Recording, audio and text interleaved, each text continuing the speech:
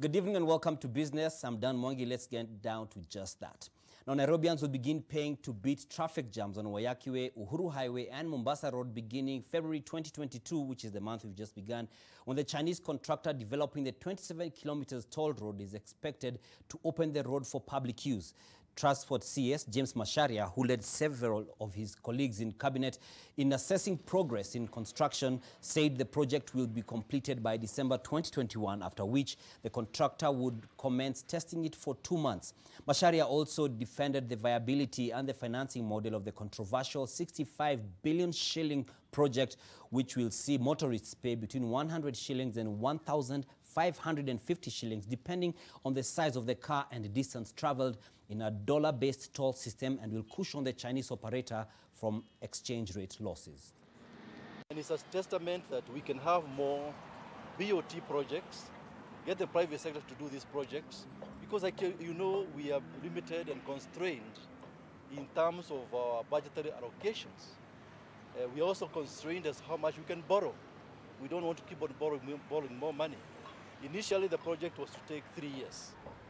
But we have told the contractor, we want Kenyans to start using this route, because Kenyans take more than 2 hours from the Jomo Kenyatta Airport all the way to the city. And they have committed, they will complete this project by December this year. Without infrastructure, the airport cannot survive for both transit and for domestic visitors. So infrastructure is key. This investment is key to the people to come in here, spend even 24 hours. So that is the innovation that will come in to give short stay, 24-hour visa. Those are the new things. I guess it's fair to say that this is a tall order, or not, I don't know, wait and see. Now, Kenya is looking to grow earnings from its textile and apparel sector by 10% and cut the import volumes of garments and footwear by 25% and 15% respectively by the end of 2021. This, the government says, will be achieved through getting more Kenyans to wear locally made textile and apparel products.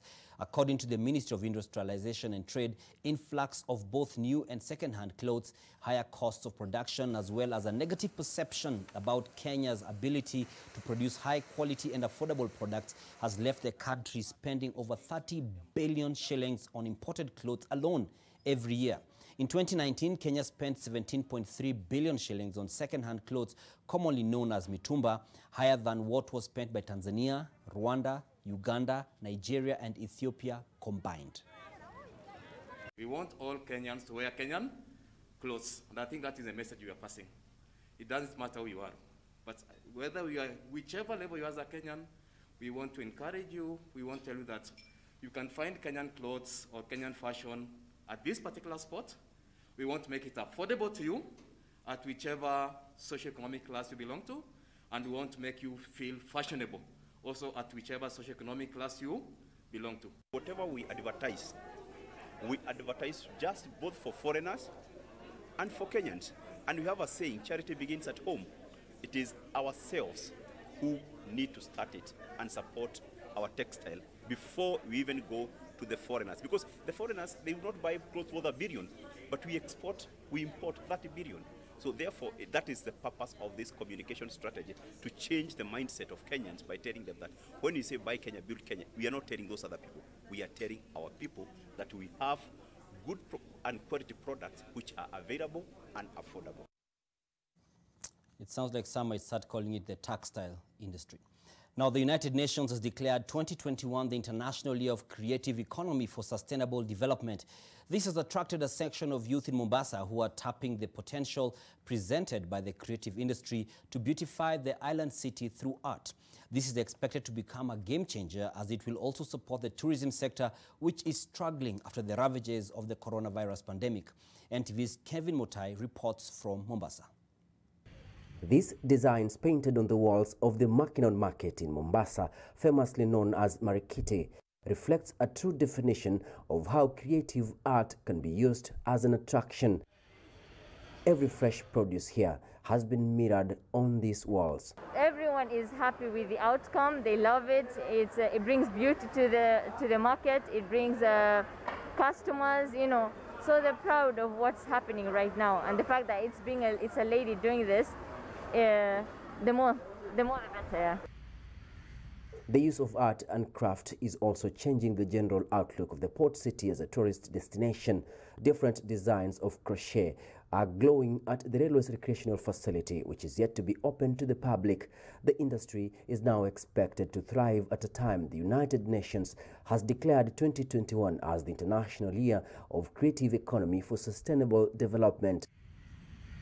The sector is poised to generate employment for the youth and women, which will pave way for a more diverse business environment. Creative economy to me means that bringing artists through life, facilitating what they are doing, and most of all, marketing the work that they do. The murals and graffiti at Kingeleni along the Mombasa-Malindi Highway displays a preservation of the coastal cultural heritage. If you go again to Old Town, there are certain elements that you will be able to observe there that tell, what happened in those sites. And so Kingeleni's artwork that you've been able to observe there is actually going to be not only engaging, it's also going to be educational, and of course it's going to be aesthetically entertaining. They are actually uniquely branding Mombasa as a destination of choice. They are marketing Mombasa as one of the cities that has a unique, culture, a unique history that hasn't been told. And they're doing this, and they're telling our stories in a very powerful way using art. This elevates the creative economy as an important tool for building a sustainable and inclusive future. Kevin Mutai, NTV in Mombasa. Fair to say again that the crochet business is a neat business. It's a season of change at the top for Britam, as the chairman of the company, Walter Hollis, has now retired after attaining the age of 70 years. Britam's board charter requirements stipulate that independent directors shall not be over the age of 70. The board notes that Hollis has successfully managed the succession of the group managing director. Benson Wairegi, who has served at the company for over 4 decades, has handed over to the new group MD, Tavaziva Madzinga, after briefly extending his stint at the helm. Hollis has been replaced by Mohamed Karama in acting capacity. I'm done. So it's business. Good night.